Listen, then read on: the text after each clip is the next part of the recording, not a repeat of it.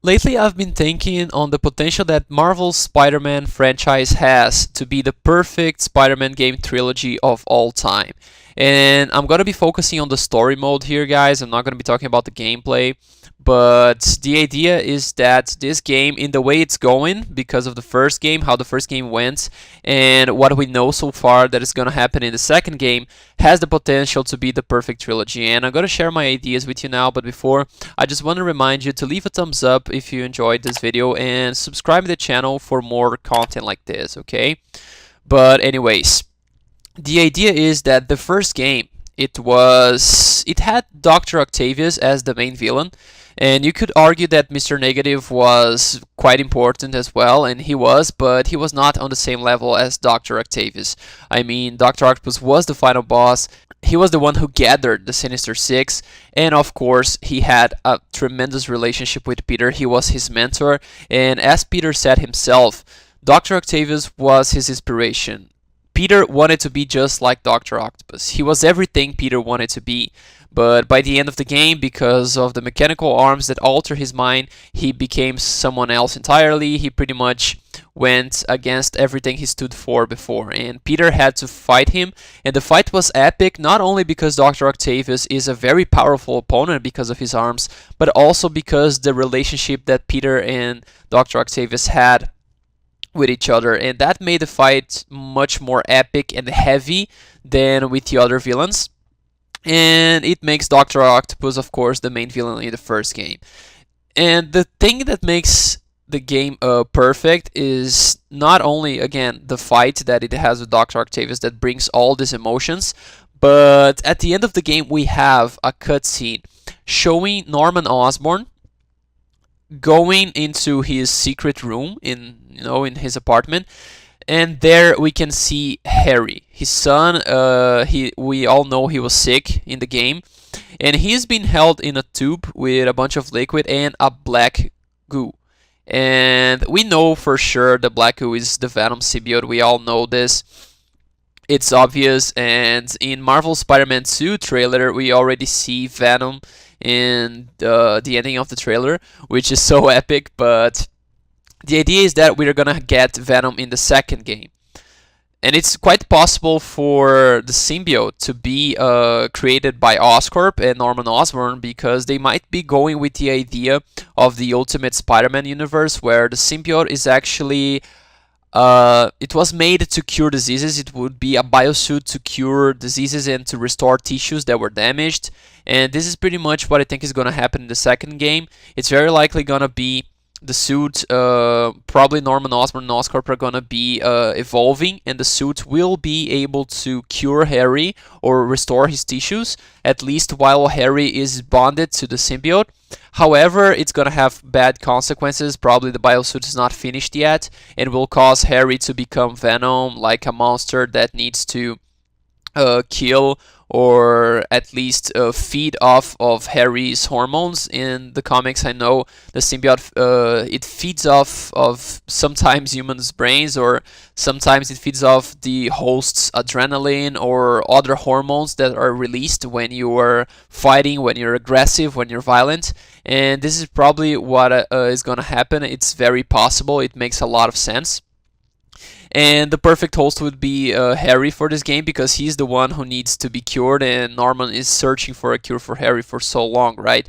I mean, since Martin Lee was a kid, he was already searching for a cure. We can clearly see that in the cutscene where we see Martin Lee getting his powers and becoming Mr. Negative. Norman Osborn was probably searching the cure for Harry's mother, because she had the same disease. That's how Harry got the disease. He got him from his mother. So Norman was researching a cure, and unfortunately the Devil's Breath and whatever he tried back then with Martin Lee didn't work, and ended up creating Mr. Negative. But anyways, the idea is that Norman is searching for a cure, and once he finds it with the symbiote, he's probably gonna give it to Harry. He's probably gonna become Venom, and we're gonna get an amazing second game, because it has the same potential as the first to have an epic fight just like the one with Dr. Octavius. The first game, as I told you, Spider-Man not only had a powerful foe, but also a tremendous background history with him. And the same thing can happen in the second, because if Harry Osborn is Venom, not only is he gonna have the fight of his life, because Venom usually overpowers Spider-Man in terms of raw physical strength and things like that, and Spider-Man needs to use his intelligence to beat him, usually using some of Venom weaknesses like fire or Sonic's, or maybe make him waste his symbiote in Web. This is how he beat him the first time in the comics. But the idea is that he's also going to have a huge background with Spider-Man, because Harry Osborn is Peter Parker's best friend. And this fight is going to get much heavier than it needed to if it was, like, let's say, Eddie Brock, because Eddie Brock doesn't have as a relationship as strong as he has with Harry Osborn. So the potential is there to make quite an epic game. And what I can see happening is that Spider-Man will fight Venom, and I'm not going to be covering details here if he's going to have Miles helping or not, but the idea is to cover the big picture. Spider-Man will fight Venom, and he is going to have to defeat Venom once and for all, because Venom is a powerful enemy. Spider-Man can't really defeat him all the time. As I told you before, Venom usually overpowers Spider-Man, so he's going to have to make a decision. Will I put Venom down for good, or will I give him the chance of coming back and I run the risk of not being able to defeat him in the future? And Spider-Man is going to have to make that choice, and that is going to be big, because if Spider-Man separates Harry Osborn from the symbiote, it means that Harry will very likely die because of his disease. Harry is only being able to keep himself alive because of the black suit. So if Spider-Man takes it away from Harry, he's probably going to die. But at the same time, if he leaves Harry Osborn with the black suit, we're gonna get Venom. And Venom is dangerous not only for Spider-Man, but for everyone around him. So he's gonna have to make a choice just like he did in the first game. Will I help my friend Otto Octavius? But at the same time, if I help him, he might be able to defeat me with his arms and do a bunch of bad stuff. So it's always this heavy choice that makes the game so good. And this is very likely a decision he's gonna have to make in a second.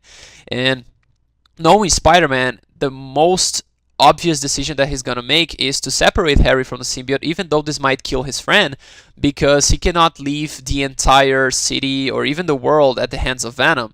And because of that, Harry's most likely going to die, and that's where we get the third and final game of the trilogy with the perfect ending, which is Norman Osborn finds out, or he watches Spider-Man killing Harry Osborn, right? Killing because he's not directly killing, but he's removing the symbiote, which is what's curing Harry, right?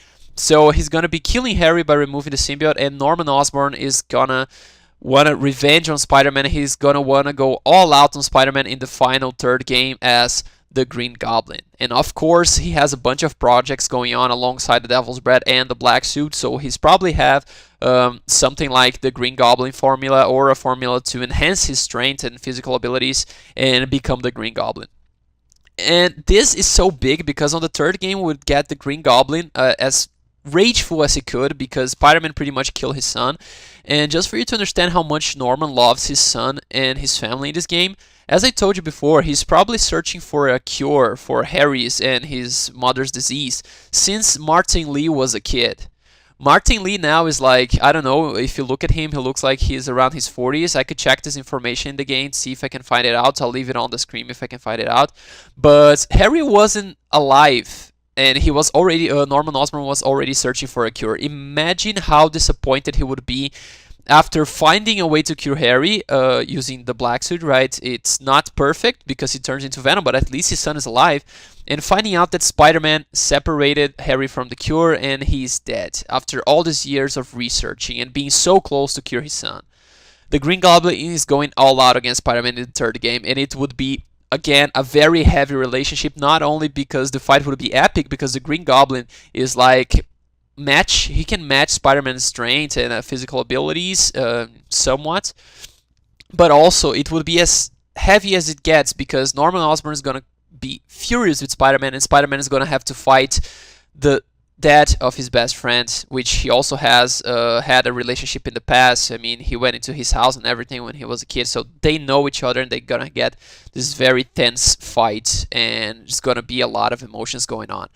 And this is just like that makes everything perfect for me, but there is one more detail that I want you to think about, which is the fact that if we end on Green Goblin, the Norman Osborn, you can think that everything in the whole trilogy or the whole franchise is Norman Osborn's fault, kind of, because in the first game we only get Martin Lee because of Norman Osborn. It was his experiment that turned Martin Lee into Mr. Negative, so it's kind of Green Goblin, aka Norman Osborn's fault. Dr. Octavius, of course, he tried to use his arms, and that altered his mind. But by altering his mind, everything was enhanced because Norman Osborn went there and tried to shut down Doc. Doc was on the verge of a breakthrough with the prosthetics, and Norman Osborn, as the mayor, came there and took away all his equipment and tried to make Doc have this breakthrough happen on Oscorp, which is Norman Osborn's company. So Norman Osborn would get the credit. So Norman Osborn has done lots of bad things for Dr. Octavius in the past too, so everything adds. But the idea is that Doc had his mind altered, but it was enhanced by Norman Osborn as well. If it weren't for Norman Osborn, his mind altered could have been a lot lighter, or maybe not altered to make him such a bad person. So in the end, if you stop to think about it, Dr. Octavius in the first game is somewhat Norman Osborn's fault as well. And then we go to the second game, and we're gonna get Harry Osborn Venom. This is Norman Osborn's fault as well, because he was the one creating the symbiote. He was the one behind the project that created Venom, and he was the one who was trying to save his son. So both Harry and the symbiote are kind of Green Goblin's fault as well. And in the third game, it would be all about him. So of course it would be him. So the whole franchise would be surrounding Norman Osborn and the Green Goblin. He would be responsible for every major problem Spider-Man had in Marvel's Spider-Man franchise. And it would be perfect because if you search it up, you're gonna see that Dr. Octavius, Venom, and the Green Goblin are the three Spider-Man arch nemesis. Some people argue it's Doc, some argue it's Venom, some argue it's the Green Goblin. But for most people, from what I've seen, and for me included, Green Goblin is Spider-Man's arch nemesis, the number one, the worst ever for what he has done to Peter, and because he's always been a villain and an opponent to Spider-Man. So for me, it would be perfect because you would get like the first game, Dr. Octavius, one of Spider-Man's arch nemesis, in my opinion, is the third place. In the second game, you would get Venom, Spider-Man's second arch nemesis, in my opinion, and of course, a big Spider-Man villain. And in the third and final game, you would get the number one Spider-Man arch nemesis, the Green Goblin, and the one responsible for every other game on the franchise. It would be the perfect trilogy. They could end there for me, and maybe go for something else later. I don't know. Again, I'm not going to be covering details here, okay? I just want to know now, what do you think about this idea? You think it's good? Would you like to see that happening? Do you have an idea of your own? Would you like to share in the comments? I'd like to read that. Please share it in the comments. I want to see what you guys think, what you guys think might happen. And also, what is your favorite Spider-Man villain? Do you think it's Dr. Octavius, his arch enemy? Do you think it's Venom? Do you think it's the Green Goblin? Please tell me everything in the comments, okay? I want to create these awesome discussions with you because I think they're really, really fun. Anyways, thanks for watching. Don't forget to leave a thumbs up if you enjoyed this video and subscribe for more content like this. Thanks for watching, and I'll see you later.